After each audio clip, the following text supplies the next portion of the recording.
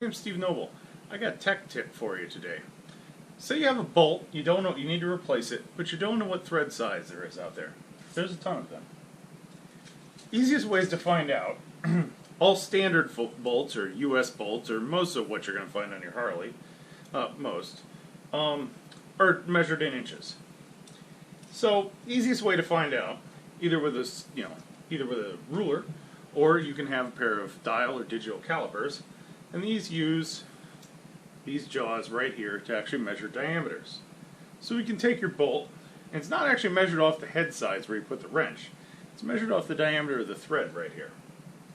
So you take that and you just gently slide the calipers in there until it makes contact, and you'll get the actual outside diameter of the threads of your bolt. Now, they're always going to be a few thousandths of an inch undersized. This one measures out at 305.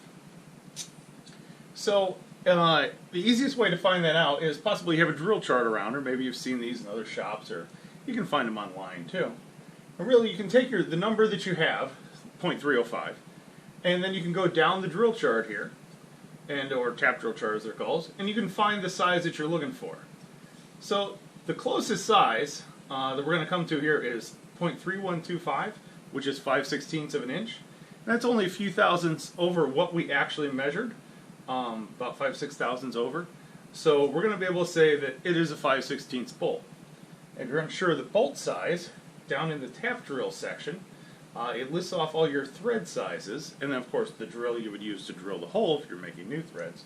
But in this case, we can go down to 5/16 here, and we can see that 5/16 is a known thread size versus 1/4 inch or 3/8.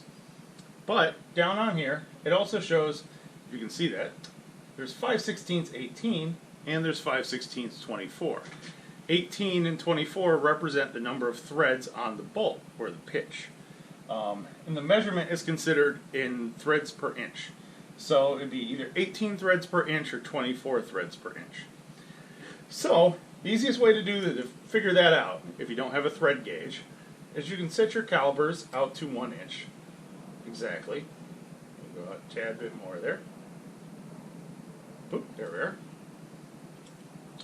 Then you can take the gap here, and down on a flatter surface, you can put it up here, and then you can actually count the number of threads that are in between your thread jaws, or your caliper jaws. If you don't have a thread this long, of course, you could split it in half and go take a 1/2 inch measurement. And of course, half of 18 is 9. And you could go in your 1/2 inch range there and count out 9 threads in there, like so. So bring that down to 0.5. We'll take our little thumb screw here and just lock it in place so it doesn't move. And then we can hold it on here, and we can physically count that there's 9 threads there. So add that to a full inch, that's 18, and we know it's a 5/16 18 thread. So when you go to the hardware store, you can be sure you're getting the right size bolt, especially if you can't take it with you for some reason, or you forget it home, like I usually do. Now, if you have to clean up your threads for some reason, you might want to run a tap through the threads. In order to do that, you'll have to, of course, get the right size tap. Now, once again, on the tap itself is actually written on here 5/16 NC 18, which is National Course thread. You really need to know the 5/16 18. We're going to zoom in here and see if you can see it. Back on out.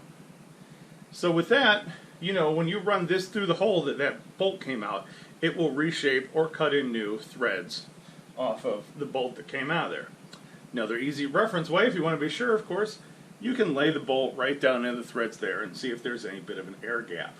If not, you can't see any light through there, you got a pretty good size one. If you're going through your taps, there's really 2 taps that you're going to have to remember. A starter tap, which has a little point here on the end, and has a little taper here, and this is good for the initial cutting threads in.